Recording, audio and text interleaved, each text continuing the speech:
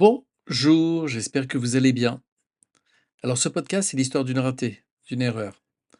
Parce que dans ma dernière vidéo, j'ai publié l'essai d'un célèbre commentateur radio américain, Paul Harvey, qui se mettait à la place du diable et qui expliquait comment, selon lui, il s'y prendrait pour détruire notre société.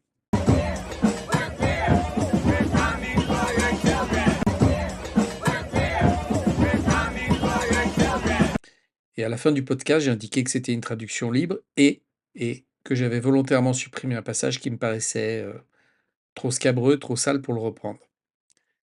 Eh bien ça, je l'ai repris en pleine gueule, comme un boomerang. C'est une personne qui me suit et qui m'a interpellé, qui connaît malheureusement le sujet et qui est venu me reprendre et qui m'a dit: «Lionel, t'as rien compris, je vais t'expliquer pourquoi». C'est quelqu'un qui a vécu cette chose et qui m'en a parlé et c'est grâce à lui que je vais essayer de rattraper mon erreur maintenant. Parce que j'avais choisi de ne pas en parler, que j'avais manqué cette chose et voilà pourquoi je me suis trompé. Parce qu'en fait, c'est un sujet tabou et mon cerveau, ma conscience m'a joué un tour. En fait, pour combattre cela, il faut en parler. Parce qu'ici, il y a rien de nouveau, mais on n'a jamais abordé ça. Or, pour le combattre, il faut lui faire face. J'ai même envie de vous dire que c'est le sujet, c'est tout le sujet du vrai visage du diable. Parce que j'avais choisi de ne pas en parler, que je me suis trompé, et voilà en fait pourquoi je me suis trompé. C'est parce qu'en fait c'est un sujet tabou. Et mon cerveau, ma conscience m'a joué un tour. En réalité, pour combattre cette chose, il faut en parler. Parce qu'ici, il n'y a rien de nouveau, mais personne n'ose jamais aborder ça. Or, le mal, pour le combattre, il faut lui faire face. Et j'ai même envie de vous dire que c'est le sujet. C'est tout le sujet du vrai visage du diable. Tout le sujet, c'est de nous amener progressivement aux enfants, entre guillemets, en étant progressiste. Les enfants, surtout les jeunes enfants, personnifient l'innocence. Ils savent dire oui ou non pour un bonbon, qu'ils n'aiment ou qu'ils n'aiment pas, mais ils ne savent pas dire si c'est bon ou mauvais pour eux. Et en fait, l'éducation, pas celle de l'école, hein, inculque notre éducation, l'éducation des parents, inculque aux enfants la notion de bien et de mal. Par exemple, ils ont souvent du mal à dire non quand un adulte leur propose quelque chose. Parce que l'adulte symbolise l'autorité, l'expérience et aussi la force. Et le pire, c'est que la plupart des adultes ne souhaitent pas entendre parler de ce sujet. C'est exactement ce qui m'est arrivé dans mon dernier podcast. Je n'ai pas voulu, consciemment ou inconsciemment, aborder ce sujet. C'est un sujet que les adultes connaissent, que tout le monde connaît en fait, mais dont on ne veut pas entendre parler, on ne veut pas le regarder. Et il y a plein d'histoires où les enfants ont été voir leurs parents parce que c'est le beau-père ou le nouveau copain de maman, un oncle, un grand-père, un beau-frère, un ami de la famille, un prof, quelqu'un qui a été proche, qui est trop proche de l'enfant, homme ou femme, peu importe. Et les parents, et même souvent les mamans, je ne sais pas pourquoi, hein, mais il y a forcément une explication psychologique là-dedans. Et s'il y a des psys qui me suivent, j'attends avec impatience vos commentaires. Les mamans répondent donc simplement à leurs enfants: «N'en parle à personne». Pire, et c'est ça qui est le plus grave, c'est pas vrai, c'est quand elles leur disent: «C'est pas vrai, t'es un menteur ou t'es une menteuse». Alors qu'est-ce qui va se passer? L'enfant comprend que les adultes nient la réalité, ou pire, les adultes ne veulent pas la voir ni l'entendre, cette réalité. Et par conséquent, les enfants se sentent encore plus seuls. Et ils grandissent avec cette douleur qui va laisser des traces à vie. Et comme les enfants ne peuvent pas se protéger eux-mêmes, même si au fond de leur âme ils savent ce que c'est le mal, ils ne peuvent pas refuser, se refuser. Et plus les adultes nient le problème, alors plus les enfants sont exposés au mal, au vrai visage du diable. Et je vous passe ici maintenant quelques statistiques. Et je pense qu'aussi que ça a un rapport avec cette chose, parce qu'on n'aura pas d'études précises là-dessus, mais le nombre d'enfants dépressifs pardon, est en constante augmentation.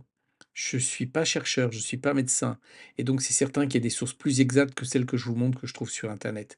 Mais en tout cas, le nombre d'enfants dépressifs est en augmentation. Il explose même. Et bien évidemment, on n'a pas les chiffres ni les raisons précises de ces causes. Parce que même si les médecins le savent, tant que les enfants n'en parlent pas, c'est pas consigné. Donc le vrai problème, c'est que les victimes n'en parlent pas, et ici, on est dans un rapport de proie versus prédateur. 2, et même si les enfants veulent en parler, même si les victimes veulent en parler, personne ne veut les écouter, personne ne veut entendre.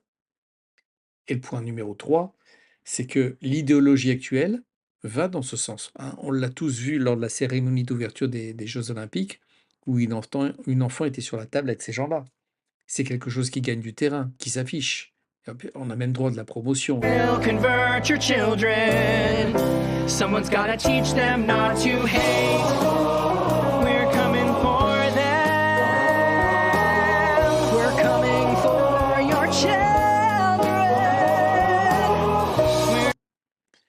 Et le point numéro 4, enfin, parce qu'il va apparaître, je fais référence à un podcast de Jordan Peterson, cet écrivain canadien.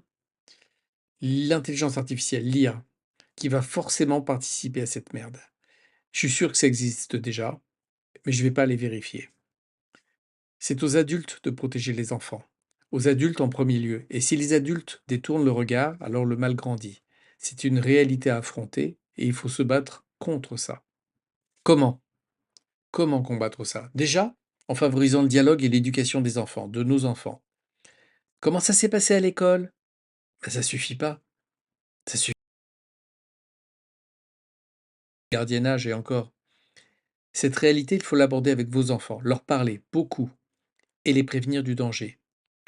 Ne faites confiance à personne parce que le diable est capable de se déguiser en n'importe qui et c'est aussi le plus grand des menteurs et le plus grand des charmeurs.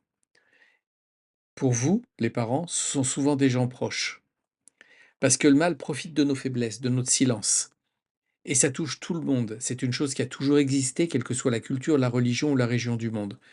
Tous les enfants sont visés, mais les petits garçons sont les plus exposés. Parce que vivant avec cette douleur, grandissant avec ce traumatisme, il leur sera bien plus difficile de devenir des hommes, puis des maris, et enfin des pères de famille. Alors, si nous ne protégeons pas nos enfants, si nous ne sauvons pas nos enfants, alors le diable aura gagné la partie. Et ça, il n'en est pas question. Donc, levez-vous, sauvons nos enfants et assurons l'avenir du monde. Sur ce, mes amis, merci de m'avoir écouté, que Dieu vous bénisse, protégez-vous et protégez votre famille. À bientôt.